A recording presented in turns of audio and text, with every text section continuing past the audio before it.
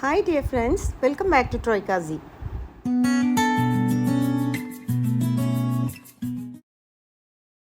ഇന്നത്തെ നമ്മുടെ വീഡിയോ നല്ല ടേസ്റ്റി ആയിട്ടുള്ള ഒരു മാങ്ങ അച്ചാറാണ്. അടിപൊളി ടേസ്റ്റാണ്. പിന്നെ എത്ര കാലം വെച്ചിട്ടുണ്ടെങ്കിലും പൂപ്പൽ പിടിക്കില്ല, കേടാവുകയില്ല, ഒന്നുമില്ല. അപ്പം നല്ല ടേസ്റ്റാണ്. എല്ലാവരും ഈ ഒരു മാമ്പഴക്കാലത്ത് ഇത് എന്തായാലും ട്രൈ ചെയ്ത് നോക്കുക. ഇഷ്ടമായിട്ടുണ്ടെങ്കിൽ ഒന്ന് ലൈക്ക് ചെയ്യാനും ഫ്രണ്ട്സിനൊക്കെ ഒന്ന് ഷെയർ ചെയ്ത് കൊടുക്കാനും അതുപോലെ തന്നെ നിങ്ങളുടെ കമൻറ്റ്സ് അറിയിക്കാനും പിന്നെ എൻ്റെ ചാനലൊന്ന് സബ്സ്ക്രൈബ് ചെയ്ത് ബെല്ലൈക്കൺ ഓൾ ഓപ്ഷൻ കൊടുക്കാനും മറന്നേക്കരുതേ. അപ്പോൾ നമുക്ക് ഈ ടേസ്റ്റി ആയിട്ടുള്ള മാങ്ങ അച്ചാർ എങ്ങനെ ഉണ്ടാക്കാമെന്നൊന്ന് നോക്കാം കേട്ടോ. അതിനായിട്ട് ഞാനൊരു 5 മാങ്ങ എടുത്തിട്ടുണ്ട് കേട്ടോ. ഇതിപ്പോൾ 1 കിലോ മാങ്ങ ഒക്കെ ഉണ്ടാവും. നന്നായിട്ട് കഴുകി വൃത്തിയാക്കി ഞാനിത് തൊലിയോട് കൂടിയിട്ട് തന്നെയാണ് നമ്മൾ ഈ ഒരു അച്ചാർ ഉണ്ടാക്കുന്നത്. അപ്പോൾ ഇത് നല്ല മൂത്ത മാങ്ങയാണ് കേട്ടോ. അപ്പോൾ നമ്മൾ ഇതിനെടുക്കേണ്ടത് നല്ല മൂത്ത മാങ്ങയാണ്. എന്നിട്ട് നമുക്കിതിനെ ഒന്ന് കട്ട് ചെയ്തെടുക്കണം. സാധാരണ മാങ്ങ അച്ചാർ ഉണ്ടാക്കുന്ന പോലെ നമ്മളിത് ചെറുതായിട്ട് കട്ട് ചെയ്തല്ല എടുക്കുന്നത്. ഇത് നമ്മൾ നീളത്തിലാണ് കേട്ടോ കട്ട് ചെയ്തെടുക്കുന്നത്. അപ്പോൾ ഞാനൊരു മാങ്ങ നിങ്ങൾക്ക് ഇത് കട്ട് ചെയ്തിട്ട് കാണിച്ചു തരാം. കണ്ടോ, ഇതിൻ്റെ ഉള്ളിൽ ഇങ്ങനെ ഒരു മഞ്ഞ കളറായി വരുന്ന അങ്ങനത്തെ മൂത്ത മാങ്ങ വേണം കേട്ടോ നമ്മൾ ഈ ഒരു അച്ചാർ എടുക്കാനായിട്ട്. അപ്പോഴാണ് ഈ ഒരു അച്ചാറിന് നല്ലൊരു ടേസ്റ്റൊക്കെ ഉണ്ടാവുള്ളൂ. നല്ല പച്ചമാങ്ങ എടുത്തിട്ടുണ്ടെങ്കിൽ അത്രയ്ക്കാണ്ട് രുചി തോന്നിയില്ല എനിക്ക്. ഞാൻ 2 വെച്ചിട്ടും ഉണ്ടാക്കിയിട്ടുണ്ടായിരുന്നു. അപ്പോൾ ഇതാണ് കൂടുതൽ ടേസ്റ്റി ആയിട്ട് തോന്നിയത്.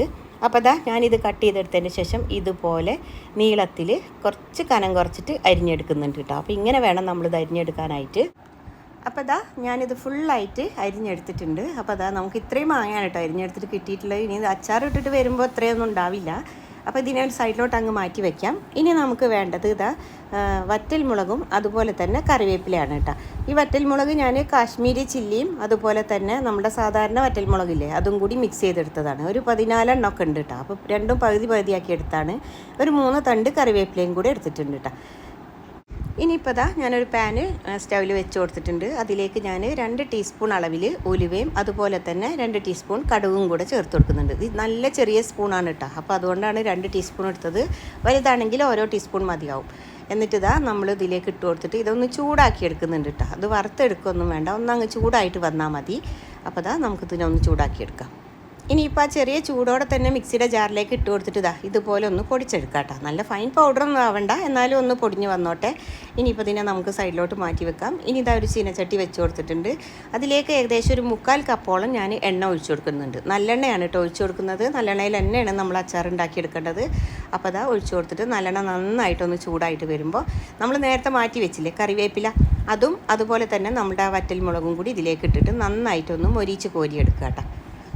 ഇനി ഉണ്ടല്ലോ നമ്മൾ നേരത്തെ അരിഞ്ഞ് വെച്ചിട്ടുള്ള മാങ്ങയില്ലേ അത് നമുക്ക് ഈ സെയിം എണ്ണയിലേക്ക് തന്നെ അങ്ങ് ഇട്ട് കൊടുക്കാം കേട്ടോ. എന്നിട്ട് നന്നായിട്ടൊന്ന് അങ്ങ് വറുത്ത് കോരി മാറ്റി വെക്കാം.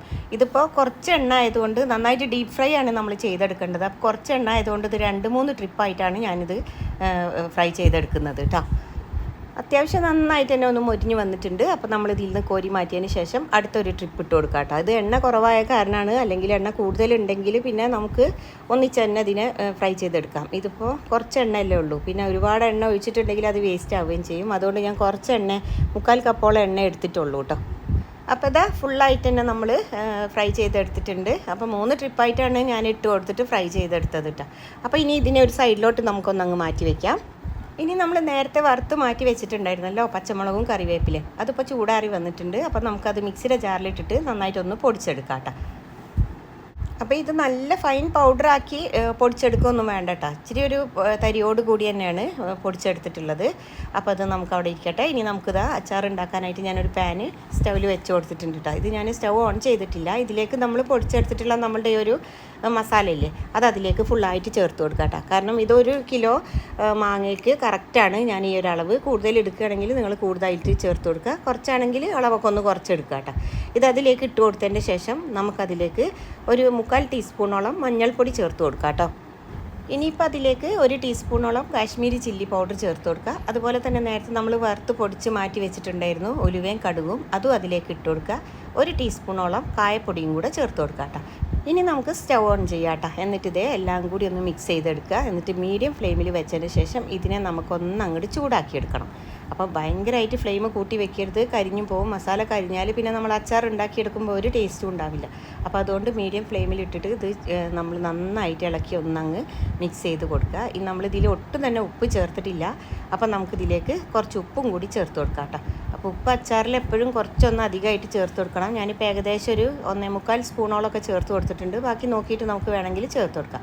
എന്നിട്ട് ഉപ്പും കൂടെ ചേർത്ത് വീണ്ടും ഒരു മിനിറ്റോളം അങ്ങ് മീഡിയം ഫ്ലെയിമിലിട്ടിട്ട് ഞാൻ ഇളക്കി കൊടുക്കുന്നുണ്ട്. ഇനി നമ്മൾ നേരത്തെ ഫ്രൈ ചെയ്ത് വെച്ചിട്ടുണ്ടായിരുന്നില്ലേ മാങ്ങ, അത് ഞാനിതിലേക്ക് ചേർത്ത് കൊടുക്കുന്നുണ്ട് കേട്ടോ. എന്നിട്ട് ഈ ഒരു മസാലയിൽ മാങ്ങ നന്നായിട്ടൊന്ന് മിക്സ് ചെയ്തെടുക്കുക. എല്ലാ ഭാഗത്തും മിക്സ് ആവുന്ന വിധത്തിൽ ഇതേ നന്നായിട്ട് ഇളക്കി യോജിപ്പിച്ച് കൊടുക്കുക കേട്ടോ. അപ്പോൾ അത് ഏകദേശം ഒരു 2 മിനിറ്റോളൊക്കെ ഒന്ന് ഇതിനായിട്ട് ഇളക്കിയിട്ടെടുക്കണം. അപ്പോൾ നമ്മൾ മാങ്ങ ഒക്കെ ഫ്രൈ ചെയ്തെടുത്തതല്ലേ, അപ്പോൾ അത് ഈ മസാല അതിലൊന്ന് പിടിച്ച് കിട്ടാൻ വേണ്ടിയിട്ടാണ് കേട്ടോ.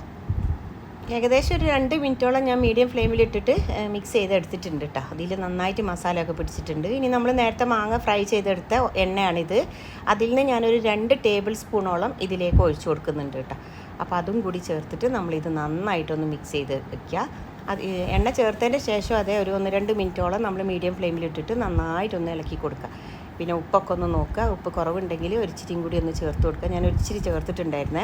അപ്പോൾ ഇതാ ഇത്രയേ ഉള്ളൂ, നമ്മളുടെ മാങ്ങ അച്ചാർ റെഡി ആയിട്ടുണ്ട് കേട്ടോ. നല്ല ടേസ്റ്റാണ്, നല്ലൊരു മണമൊക്കെ വരുന്നുണ്ട്. ഇനിയിപ്പോൾ ഇതിനൊരു ഗ്ലാസ് ബോട്ടിൽ വേണം എപ്പോഴും ആക്കി വെക്കാനായിട്ട്. ഇത് എത്ര കാലം വെച്ചിട്ടുണ്ടെങ്കിലും പൂപ്പൽ പിടിക്കില്ല, കേടാവില്ല. നിങ്ങൾക്ക് എത്ര കാലം വേണമെങ്കിലും നമുക്കിത് സൂക്ഷിച്ച് വയ്ക്കാം. ഇത് പുറത്തൊക്കെ ഉള്ളവർക്ക് ഉണ്ടാക്കി കൊണ്ടുപോകാനൊക്കെ നല്ല എളുപ്പമാണ്. ഞാനിപ്പോൾ ഇത് 1 കിലോ മാങ്ങയാണ് എടുത്തത്. കൂടുതൽ ഉണ്ടാക്കിയിട്ട് നമുക്ക് എത്ര കാലം ഇതുപോലെ സൂക്ഷിച്ച് വെക്കാം കേട്ടോ. പിന്നെ ഇപ്പോൾ നന്നായിട്ട് നമുക്ക് മാങ്ങയുടെ സീസൺ ആണല്ലോ. അപ്പോൾ ഈ ഒരു സമയത്ത് നമ്മൾ ഇതുപോലെ അച്ചാർ ഉപ്പിലിട്ടതൊക്കെ ഉണ്ടാക്കി വെക്കുകയാണെങ്കിൽ ഇനി വർഷക്കാലം വരുമ്പോഴും അതുപോലെ തന്നെ മാങ്ങയുടെ ആ ഒരു സീസൺ കഴിഞ്ഞാലും നമുക്ക് നല്ല ഉപകാരമാവും. അപ്പോൾ ഇതുപോലെ ചെയ്ത് നോക്കുക. പിന്നെ നമ്മളിതിൽ ഒട്ടും തന്നെ വിനീഗർ ഒന്നും ചേർത്തിട്ടില്ല. അതുകൊണ്ട് നമ്മളിത് ഫ്രിഡ്ജിൽ സൂക്ഷിക്കേണ്ട ആവശ്യമൊന്നുമില്ല കേട്ടോ. ഞാൻ പറഞ്ഞില്ലേ, കേടാവുകയില്ല, പൂപ്പൽ പിടിക്കുകയില്ല, ഒന്നുമില്ല. നമുക്കിത് പുറത്ത് തന്നെ എത്ര കാലം വേണമെങ്കിലും വെക്കാം. അപ്പോൾ ഇതാ ഇന്നത്തെ വീഡിയോ ഇത്രയേ ഉള്ളൂ. എല്ലാവരും ഒന്ന് ഉണ്ടാക്കി നോക്കുക. എന്നിട്ട് നിങ്ങളുടെ കമൻറ്റ്സ് അറിയിക്കാനും അതുപോലെ തന്നെ ഇഷ്ടമായിട്ടുണ്ടെങ്കിൽ ഒന്ന് ലൈക്ക് ചെയ്യാനും പിന്നെ ഫ്രണ്ട്സിനും ഫാമിലിക്കും ഒക്കെ ഒന്ന് ഷെയർ ചെയ്ത് കൊടുക്കാനും പിന്നെ എൻ്റെ ചാനൽ സബ്സ്ക്രൈബ് ചെയ്യാതെ കാണുന്നവരൊന്ന് സബ്സ്ക്രൈബ് ചെയ്തിട്ട് ആ ബെൽ ബട്ടൺ ഓൾ ഓപ്ഷൻ കൊടുക്കാനും മറക്കരുത് കേട്ടോ. പുതിയ വീഡിയോയുമായി നമുക്ക് പെട്ടെന്ന് തന്നെ കാണാം. Take care. Thank you.